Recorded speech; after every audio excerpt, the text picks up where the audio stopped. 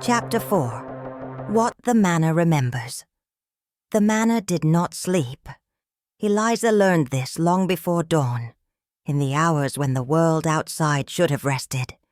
Blackwood Manor seemed most alive. The walls creaked as if shifting their weight. Floorboards sighed beneath invisible steps. Somewhere within the stone, something moved with intention. Slow, familiar, patient. Eliza lay awake, staring into the darkness. Her body still ached from the night before. Lord Reginald Blackwood had had his way, as is custom of him. She looked at the bruises around her shoulders and ankle, and let out a long sigh of despair. But it was not pain that kept her from sleep. It was awareness. She felt watched. She counted her breaths, the way she had learned to do as a child when fear became too large to contain. 1, 2, 3. Each breath felt measured, aloud. When morning finally arrived, it came weak and pale, filtered through the heavy drapes, as though daylight itself were unwelcome here. The fire had gone cold. The air smelled faintly of ash and iron. A maid entered with her breakfast. This one was older, her back slightly bent, her hands roughened by years of work. She did not curtsy. She barely acknowledged Eliza's presence. As she placed the tray down, something slipped from her sleeve and struck the floor with a soft metallic sound. A key. The sound echoed far louder than it should have. Both women froze. The maid stared at the key as though it were a living thing. Something dangerous, something forbidden. Her face drained of color. Her voice faltered. Please. You must forget you saw that. Eliza bent and picked it up before fear could stop her. The key was old, heavy, worn smooth by use. What does it open? Eliza whispered. The maid's eyes filled with tears. Nothing, she said too quickly. Then, in a trembling breath, she added, everything. She snatched the key from Eliza's hand and fled, leaving the door swinging shut behind her. Eliza sat very still. Her heart raced, not with fear alone, but with something sharper. Knowing. That day, Eliza began to truly see the manor. She noticed how certain corridors were polished daily, while others were left untouched, gathering dust as though deliberately forgotten. She saw how servants rerouted themselves subtly, avoiding the West Wing without ever speaking of it. At lunch she heard raised voices, muffled through stone, cut abruptly short. At supper she noticed a chair missing from the servants' table. No one asked where its owner had gone. She wandered the halls under the guise of obedience, learning the rhythm of the house, learning when guards changed shifts, learning which doors were never opened. And always, the portraits watched her. They lined the long gallery in the East Hall, dozens of them framed in gilt and shadow. Women painted in fine silks and lace, posed with careful hands and forced serenity. Each bore the same title, Lady of Blackwood Manor. Eliza moved slowly from one to the next. They were all young, all beautiful, all alone. The dates beneath their names told a quiet, horrifying story. No lady had lasted long.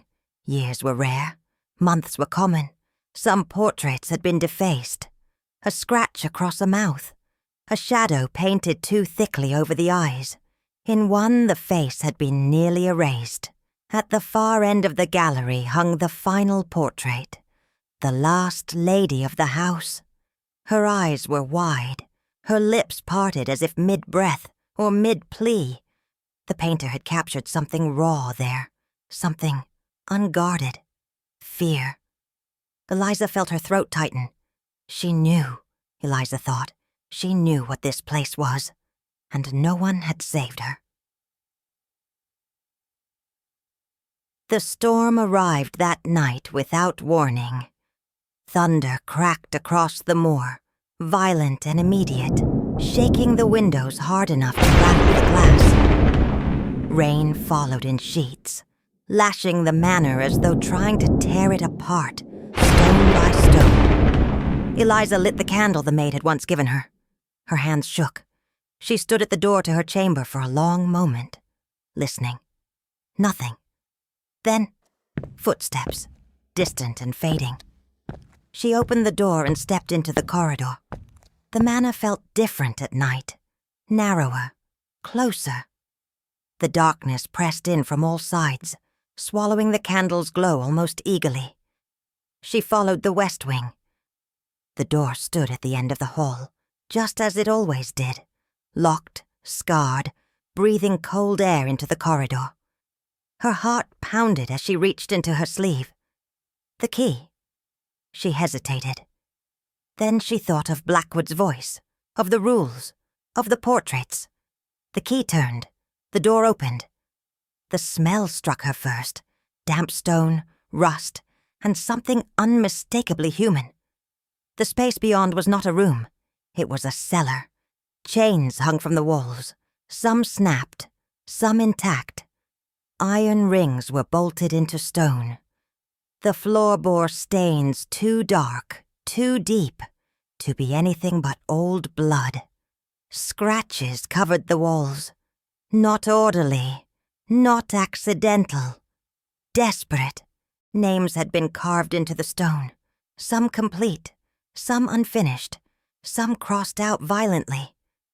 Eliza pressed her hand to her mouth, her body shaking as the truth crashed over her. This was not discipline. This was not correction.